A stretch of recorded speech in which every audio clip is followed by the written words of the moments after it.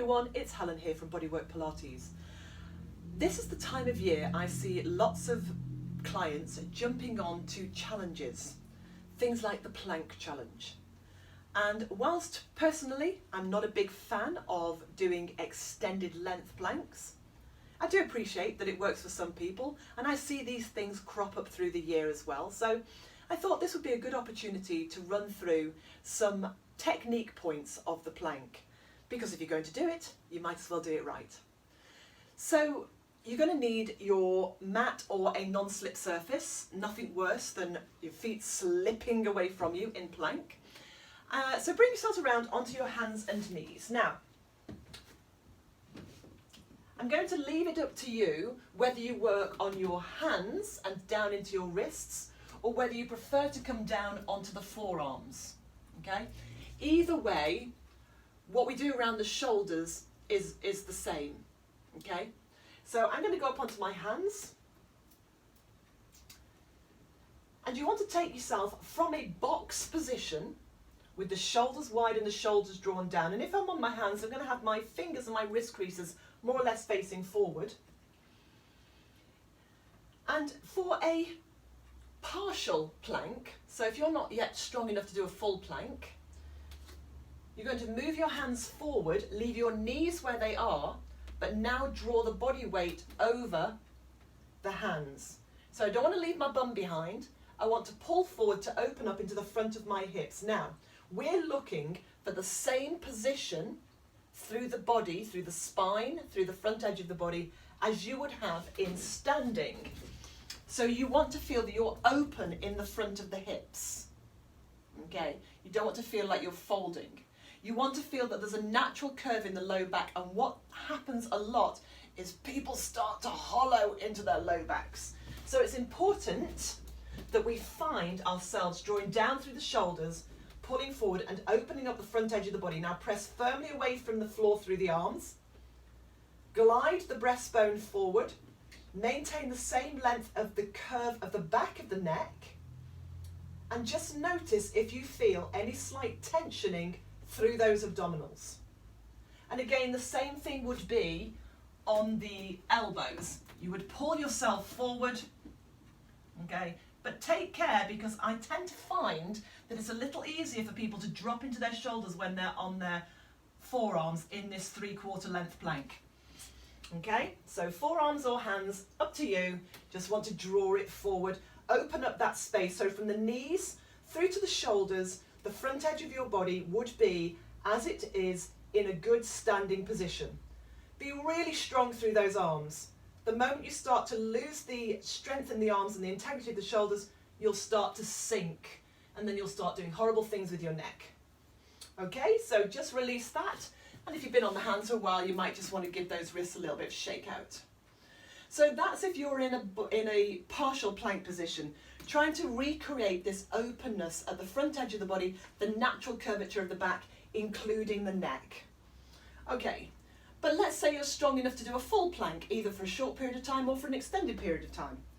Again, forearms or hands, I'm going to leave that up to you. Again, you want to have your body weight pulling forward. So some people like to have their shoulders directly over their wrists. There's a lot of pressure in the wrists when you do that, a lot, which isn't necessarily a bad thing, but can be problematic after a while. And some people like to be just marginally behind, okay? But we're definitely not back here. It's not like you're trying to push away with your hands. So you want to be more or less above the hands, okay? So take yourself into your sort of 3/4 length position, and then extend one leg back, turn the toes in, really brace that leg, press firmly into the arms or the forearms if you're working on the elbows, press the heel away, lift the back of the knee, feel those abdominals engage, and then extend with the other leg. So the same rules apply, but we're just a little extended. We want to feel that from the heels through to the crown of the head, we've created this line that mimics the line we would have if we were standing. We're not sinking, we're not dropping into the shoulders, okay? We're not bending the knees. We want to feel that we're really firm, really strong, and very, very muscularly active as we do this. Just release that if you need to, give those wrists a little shake out.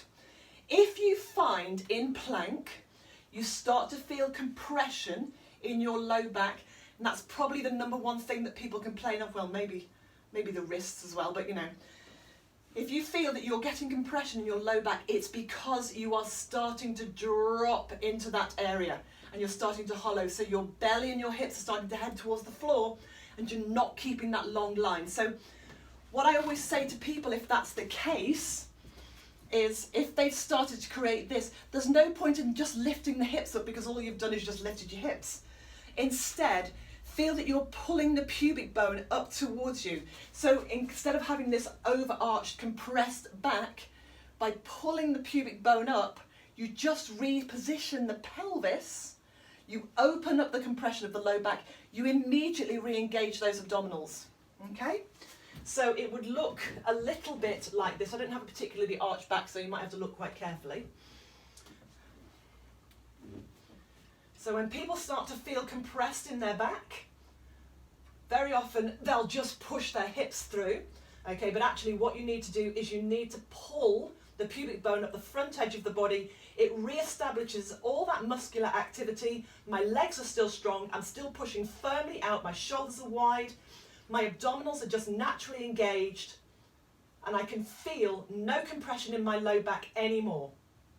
Breathing, and then I'm releasing. And then afterwards, if you feel you need to have a little stretch, then I would say, really look at a slight pelvic tilt rather than pushing up into the shoulders immediately. Try and get a little bit of movement into that low back first. So, if the plank challenge is your thing, then just check out your technique. There's a few pointers there. Maybe that's helped. If you need any more help at all, then just give me a shout and let me know how you get on. Okay, speak to you soon. Bye.